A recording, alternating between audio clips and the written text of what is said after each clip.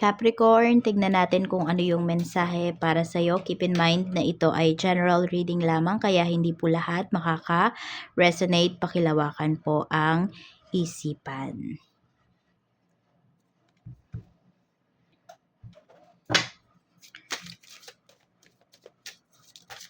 Pwede nyo rin pong panoorin yung inyong other signs, Moon, Rising, and Venus. Kung nais mo namang mag-avail ng ating private readings, ng ating rituals, ng ating QR's bracelet, ng ating EA necklace, makikita mo yung link sa description box. Click mo lang yan. Kung wala ka namang Facebook account, pwede kang mag-message sa WhatsApp. Nandyan yung aking WhatsApp number. This is for you, Capricorn, Sun, Moon, Rising, and Venus. We have love life. Meron tayo ditong goodbye to the old, hello to the new. And we have also travel. Ayan. Same kayo ng energy ni Virgo. But let's see. Ano tong love life nito? Sabi dito, the basis of your question involves your romantic life which is now changing for the better. So may malaking pagbabago pagdating sa love life po ninyo.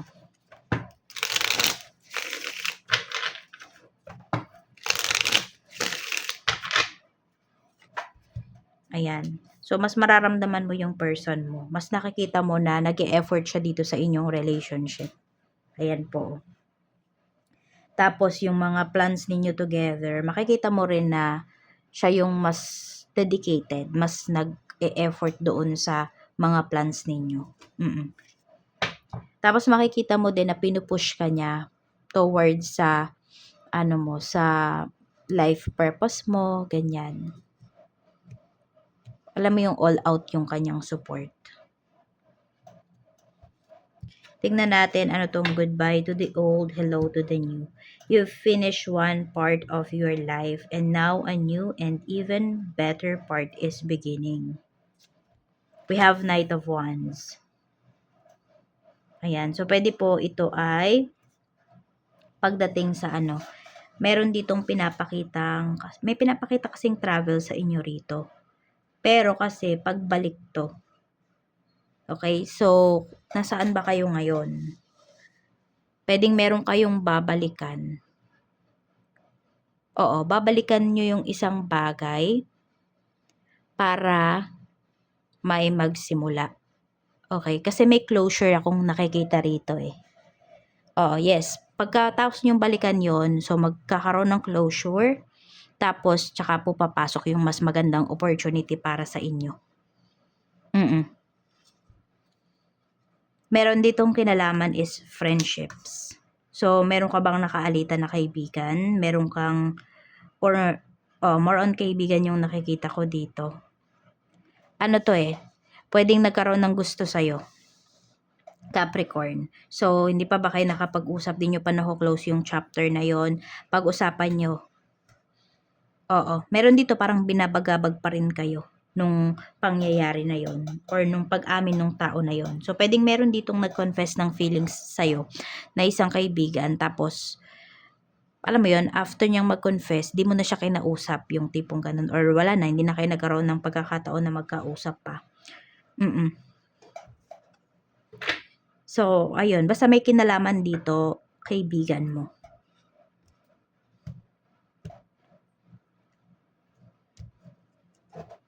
Pero meron din kasi akong nakikita, yung travel na to, may humahad lang. So, di ko alam kung meron ba kayong ex, no? Basta meron siyang pinanghahawakan about sa'yo, about kunwari sa papers mo. So, ayun, pwedeng kausapin mo siya, makapag-usap kayo kung kinakailangan talaga. Tapos, pag nabigay niya sa'yo kung ano man yun, ayun, pwedeng makamove forward ka na, makapag-travel ka na kunwari sa ibang lugar or sa ibang bansa. Or sa iba pang bansa. Kasi iba sa inyo, pwedeng nasa ibang bansa na kayo eh. Parang pinipigilan kasi kayo. Ayun, basta, di ko alam kung siya ba yung may hawak ng passport mo or kung ano mang legal na papel kung ano man yung hawak ng tao na yon. May ganyan ding energy. Yan, so travel. So nagdadalawang isip pa kayo dun sa travel. Tapos meron din po dito, pwedeng hindi nyo pa maasikaso yung pag-travel na to. Ayun nga, meron pa kayong pinoproblema. More on about some of you, finances po ito.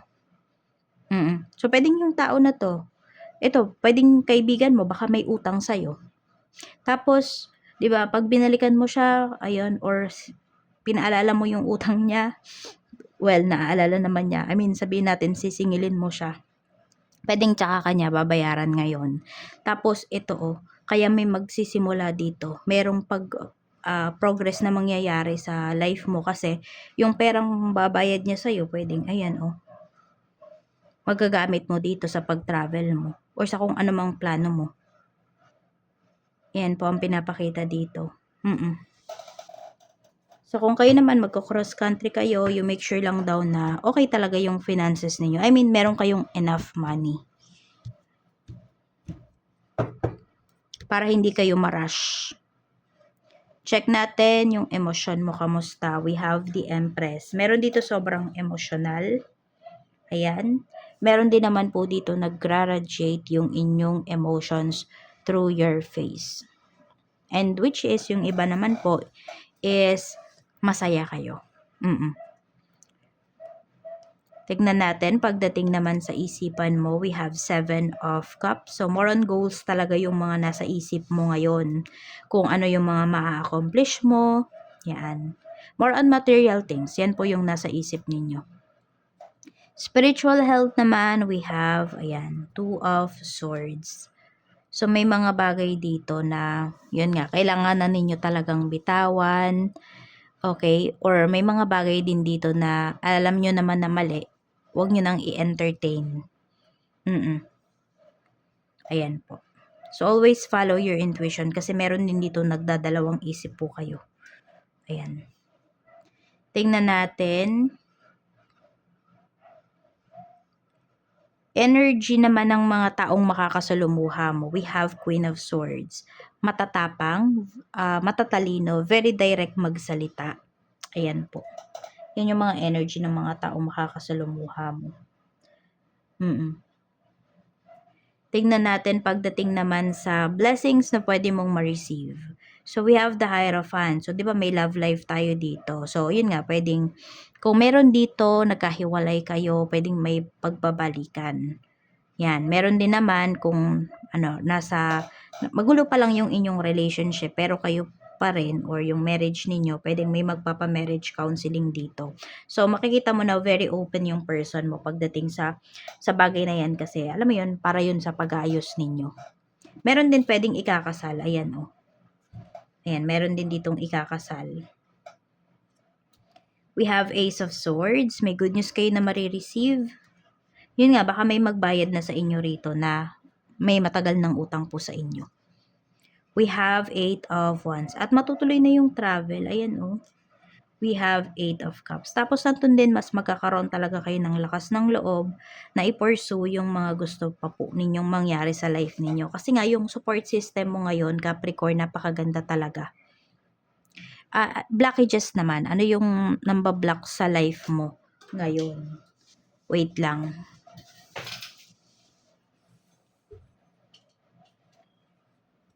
Lagi na lang na may nalalaglag. We have the Star. So, more on about healing kasi ito. Okay? So, financial talaga yung pinapakita rito na may blockages ka pagdating sa finances. Napapansin nyo ba yan?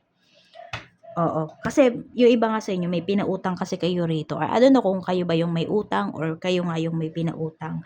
So, na-absorb nyo yung negative energies ng taong pinautang po ninyo. Kung marami kayong pinautang, ayun. Basta, pwedeng maganda pa rin naman yung flow ng money ninyo. Pero hindi na siya katulad dati. Simula nung pinautang mo kunwari yung isang tao na to. Ayan, natatandaan nyo pa ba nung pinautang nyo yung tao na yun tapos biglang may nagbago sa life mo? May bumagal, ganyan. So, ayan. Tapos yung iba po sa inyo, pwedeng this is about your health. No? This is about your health. Kaya, yun, blockages din yun sa life ninyo. Kaya nga, 'di ba, health is wealth talaga. Meron tayo dito ngayon, nai-stress din yung iba sa inyo. Pero alam mo, yung iba po, no, Capricorn, hindi mo to stress stress to ng ibang tao. Meron din dito empath kayo, pero hindi nyo alam kung paano i-protect yung inyong sarili. Kaya ganyan. We have Wheel of Fortune. kaya nyo naman daw tong i-reverse. Ayun lang yung good thing dito. We have Wheel of Fortune. Aayon pa rin sa inyo yung mga pagkakataon. Pero yun nga, kailangan lang may putulin ka talaga dito. Tignan natin pagdating naman po sa work. Okay, meron tayo ditong 7 of Wands. Ayan. Medyo masusungit din yung mga katrabaho mo. Baka sila to. Ay, yung energy na to. Ano ayaw magparaya. Ganyan. Meron dito basta parang di mo makausap. Mataas yung tingin sa sarili. Four of Pentacles. Or ikaw, ganyan yung tingin sa'yo ng mga katrabaho mo. Pero kasi ginagawa mo lang naman yung trabaho mo. O sabihin natin, sige, kung katrabaho mo naman to, okay, kung ano man yung favor na hinihingi mo, baka hindi talaga pwede kasi ginagawa niya lang yung trabaho niya. So, we have the Moon. May pagdadalawang isip naman yung, di ba yung iba nga sa inyo nasa right path na kayo. Pero meron dito nagdadalawang isip pa kayo sa work ninyo. Pwedeng about dyan sa sweldo. Ayan, tignan nyo rin, no? Worth it ba na lumipat kayo ng trabaho? Mas makakaipon ba talaga kayo? Or ganun lang din yung kikitain po ninyo? Sige, meron dito kasing nagdadalawang isip. Okay ba na lumipat ka na ng work? We have the Sun. Okay naman daw, ayan. Sa bagay kasi 'di ba meron talaga kayong kailangan ng iwan dito. So for some of you, ayun yun. Yung current job ninyo. Kung ang pinoproblema nyo talaga is yung kita, yung salary. Tignan naman natin kung may business ka. We have 5 of Swords. Madaming naninira dito sa business mo. Ang dami mo nang sacrifice dito sa iyong negosyo. Ayan. And still, syempre, nagsasacrifice ka pa din. Madami dito, madaming sinasabi about your business. Mga negatives to eh. Page of Cups. Pero madami pa rin nagtitiwala sa'yo. Ito yung energy ng mga clients mo.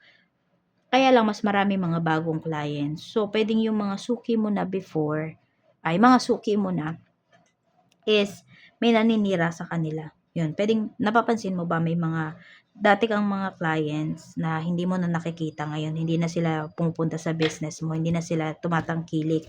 So, pwedeng may nanira. Oo. Tignan natin kung staff mo ba yon or may dati kang staff. Oo. Ayan, Capricorn yung pinapakita rito. May dati ka bang nakaalitan na staff mo? So, pwedeng siya, ayan, sinisiraan ka niya dito pagdating sa negosyo. Pwedeng yung hindi salita, okay, meron din dito na pinapakita more on sa actions. So, pwedeng kaya ka nawala ng mga suki kasi pangit yung pinapakita ng tauhan mo na to. Kaya mag-ingat ka dun sa mga pinagkakatiwalaan mo or sa kinukuha mo na tatao dyan sa negosyo mo. Tingnan natin pagdating naman sa kaperahan. Sa kaperahan, we have the Lovers.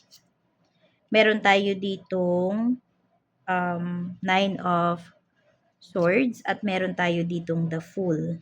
So, meron kayong pag-uusapan dito ng person mo. Ayan, medyo namomroblema nga yung iba dito kasi pwedeng na-short yung budget ninyo. Ito Pero meron tayong the full energy here. Meron kayong itatry na something, okay? Meron kayong itatry tapos makikita nyo na pwedeng makatulong yun sa inyo. Tapos full force kayo dito. Dito ba yung 8 of Ayan, dito yung 8 of Pentacles eh. Ayan po. Or meron dito may negosyo, tapos nakikita nyo, nag-grow na yung business. Pwedeng merong, papa-resignin. Ayan. Oo. May ganyang energy na pinapakita. So, pwedeng ito yung goodbye to the old, hello to the new. So, pwede po na before na nasubukan nyo na yung business na to, tapos babalik nyo lang ulit. Pero mas matibay na. Ayan. And may support na kasi ng asawa mo or may support na ng partner mo. So, pwedeng ito po yung pagkakagastusan ninyo. More on negosyo. Yan yung pinapakita rito. Sa love life naman, we have strength. O, di ba maganda talaga yung pinapakita rito pagdating sa inyo pong love life. Mas more on, ano ba, mas maamo na yung person mo ngayon. Oo. Mas nakikinig na siya sa'yo. Hindi na siya, alam mo yun, hindi na siya ganun kasakit magsalita. Pinapakinggan ka na niya talaga. Nakikinig siya sa'yo. Yun yung mas nakikita ko dito. Okay, we have Queen of Wands. Ito yung unresolved issues ninyo. Okay. Hindi ko nakikita na ikaw to. Pero more on, pwedeng sa family ng person mo. Pwedeng may nirereto sa kanya. Ganun. Pero ikaw yung pinili nitong person mo. Ito yung unresolved issues. Pwedeng hindi ka pa rin tanggap ng family ng person mo. Or sabihin natin, pinapakita nila sa'yo na tanggap ka nila, pero ramdam mo na hindi. May nasasabi pa rin talaga sa'yo. Yan yung unresolved issues. I don't know kung hahayaan nyo na lang ng person mo na ganyan yung tingin sa'yo or na pinaplastic ka talaga. So, pwedeng ikaw na din kasi yung umiiwas. Basta okay kayo ng person mo, yun, wala naman kayo magiging problema, diba? Kahit na, ayan, merong family members niya na ayaw sa'yo. Or the other way around. Happy naman kasi sa'yo yung person mo. Oo, tsaka ikaw nga kasi talaga yung pinili niya. Ayan, ikaw yung pinili nitong person na to. Kaya mas mararamdaman mo talaga. Gagawin niya talaga lahat para alam mo yun, hindi ka makaramdam ng insecurities. Pagdating dito sa inyong relationship, hindi ka ma-bored. Yan. Check natin kung ano naman yung gustong sabihin sa ni universe. Ano yung gusto niyang pagmuni-munihan mo. Ano yung dapat pagmuni-munihan mo.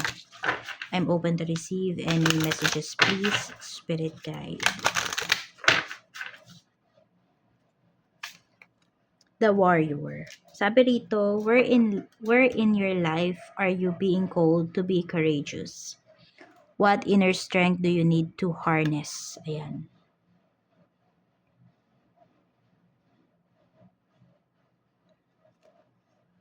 So, feel nyo ba talaga, Capricorn, na kayo ay malakas? Or nitong mga nakakaraang mga taon ba is feeling nyo lagi kayong china-challenge? Or hanggang ngayon? So, ayan lang po yung mensahe para sa'yo. Maraming salamat. Mag-iingat ka. More blessings to come and see you again on my next video.